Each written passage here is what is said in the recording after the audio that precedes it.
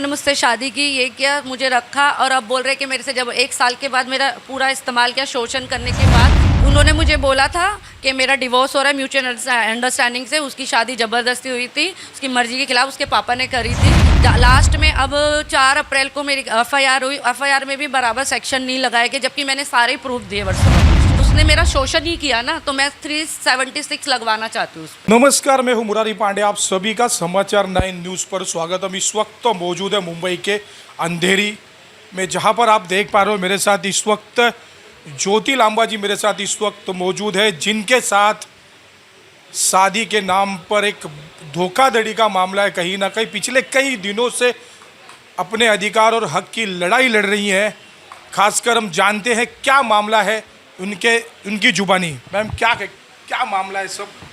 उसने मुझसे शादी की 2024 में अप्रैल में। अभी वो बोल रहा है कि 1 साल होने आया, तब वो बोल रहा है कि उसने मैंने ज़बरदस्ती शादी। उपेश ठक्कर जी।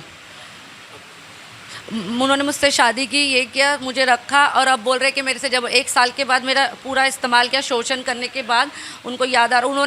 मैं अगस्त में प्रेग्नेंट भी थी, क्योंकि उन्होंने मुझे बोला था कि उनके जो बच्चे हैं वो टेस्ट ट्यूब बेबी है, मुझसे उसको एक बच्चा चाहिए। जब मैं प्रेग्नेंट हुई अगस्त में, जब मुझे पता चला इसने डिवोर्स नहीं दिया, तो हमारे झगड़े हुए, तब हमारी लड़ाई हुई, उसने मुझे मारा, उसकी वजह से मेरा मिसकैरेज हुआ और वो मुझे डॉक्टर के पास भी लेके नहीं गया, वहाँ पर मुझे मरने के लिए अकेला छोड़ दिया उसने।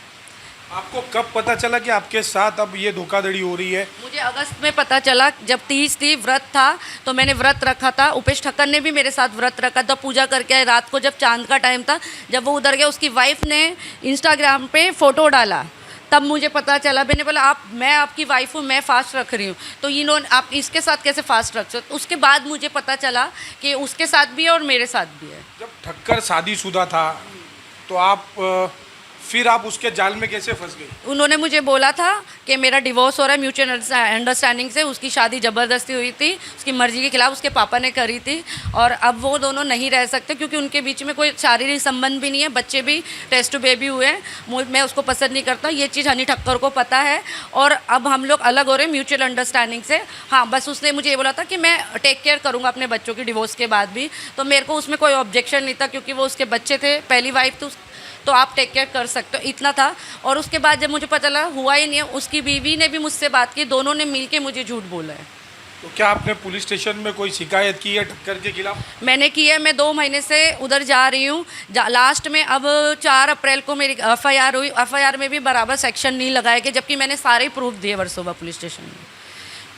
तो क्या अभी चाहती है आप पुलिस से, क्या चाहती है कि पुलिस कैसी कार्रवाई करे? मैं ये चाहती हूँ, अगर उसने मुझसे शादी की है तो इज्जत से मुझे अपनी वाइफ बनाए अच्छे से। अगर वो ये चीज़ नहीं करता तो फिर सीधा सीधा साफ है कि उसने मुझे यूज़ करने के लिए झूठी शादी की और उसकी वाइफ भी मिली थी। जब उसका मन भरा, उसने मेरे पे झूठे आरोप लगाए और मुझे छोड़ दिया, तो उसने मेरा शोषण ही किया ना, तो मैं 376 लगवाना चाहती हूँ उस पर। उपेश ठक्कर, उपेश हसमुख लाल ठक्कर उसका नाम है, अहमदाबाद का बिजनेसमैन है वो मुझे मिला था मेरी फ्रेंड के बर्थडे पे। वहाँ पे हमारा नंबर एक्सचेंज हुआ और हमारी दोस्ती हुई और ये 1.25 साल 1.5 साल हम लोग कांटेक्ट में थे।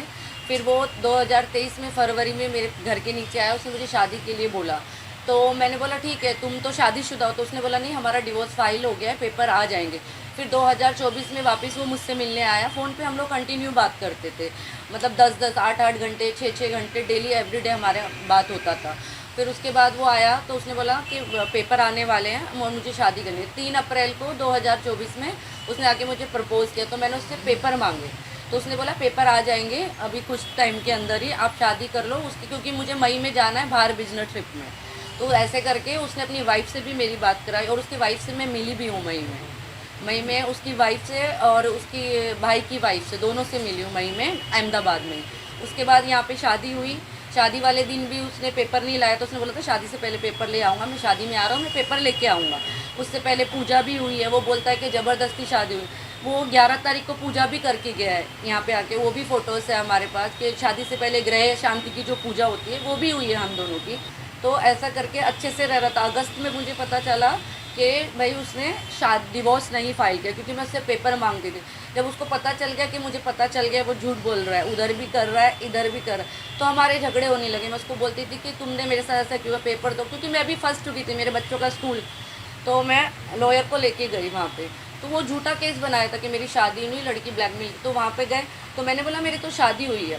फिर ये बोल के मेरे लॉयर ने, हम लोग आ गए। फिर उन्होंने वापस फ़ोन किया, तो 14 को मुझे बुला रहे थे, तो हम लोग 15 को उधर वापस गए। तो उन्होंने मुझे बोला कि पैसे ले लो, सेटल कर लो, ख़त्म कर दो। पुलिस स्टेशन में भी मुझे यही बोला गया, और ना मेरे से कोई राइटिंग में कुछ लिया। मैं लिख के लेके गई थी, जबकि क्योंकि 9 तारीख को गई थी, उन्होंने जो मेरे पे एलिगेशन डाले थे तो मैं वो लिख के लेके गई थी कि मेरे पास सारे प्रूफ। ना उन्होंने मेरा कोई स्टेटमेंट लिया, ना रिटर्न में कोई पेपर दिया। हमने मांगा भी कि आप ये ले लो और दो। तो उसके बाद मुझे वहाँ पे हरेस किया गया। मैंने महिला मंडल में भी एक कंप्लेंट डाला था, वहाँ पे अर्जी डाला था, तो महिला मंडल वालों ने भी ज़्यादा रिस्पॉन्स नहीं दिया। FIR में भी उन्होंने वो नहीं डाला जो मुझे, अगर वो मुझे वाइफ ही नहीं मानता तो उसने मेरा एक तरफ का यूज़ ही किया है ना, तो उस पर लगना चाहिए ना एलिगेशन।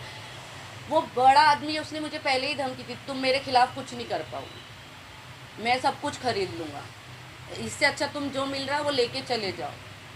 मुझे ऐसे डराया जा रहा था, मेरे बच्चों का नाम लेके भी डराया जा रहा था। उसके बाद उन लोगों ने यहाँ पे पुलिस भेजी। अगर आप मुझे गिरफ्तार करने के लिए पुलिस भेजे तो मेरे घर का एड्रेस तो था उपेश ठक्कर के पास, वहाँ नहीं भेजा जहाँ मैं पहले काम करती थी। अभी मैं 1 साल से वहाँ हुई ही नहीं, 1 साल हो गया मेरे को काम छोड़ के, जब से पिछले मार्च से जब से उपेश ने मेरा काम छोड़ा है, मैं वहाँ कभी पैर ही नहीं रखी हूँ। वहाँ पे पुलिस भेज रहा है इधर, तो मेरे घर पे क्यों नहीं भेजो? सिर्फ डरा रहे हैं मुझे, और वहाँ बुला के मुझसे सेटलमेंट करना चाहते हैं।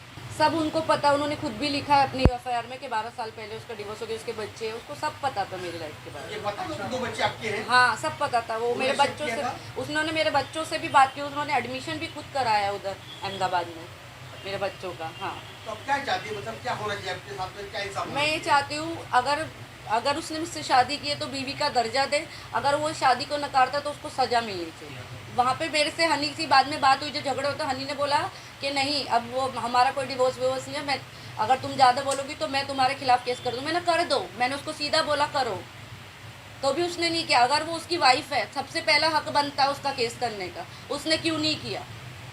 क्योंकि वो मिली हुई है।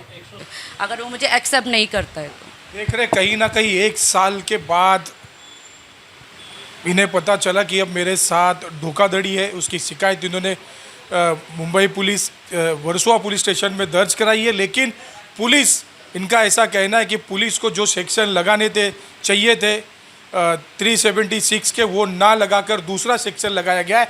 जब इनके साथ शोषण हुआ है तो 376 पुलिस को लगाना चाहिए था और उसके ऊपर कड़ी कार्रवाई करनी चाहिए थी। अब देखना है कि मैडम का अगला पड़ाव क्या होगा, क्या कुछ करना चाहेंगी मैडम, उस पर हमारी पैनी नज़र बनी रहेगी। मेरे शो की कैमरामैन राजेश सिंह के साथ मैं मुरारी पांडे, मुंबई अंधेरी से।